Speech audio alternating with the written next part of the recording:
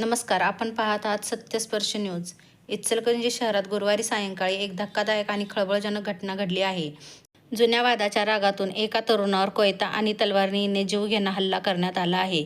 ही घटना डेक्कन परिसरातील अंशवडा सेंटर आणि त्यानंतर वडर गल्ली येथे घडली. पोलिसांनी दिलेल्या माहितीनुसार जखमी रोहित विलास पाटील हा आपल्या मित्रांसोबत वडापाव खात असताना 6 जणांचा गट तेथे आला. सकाळी खोतवाडी येथे झालेल्या भांडणाचा राग मनात धरून आरोपींनी रोहित पाटील याच्यावर अचानक हल्ला चढवला.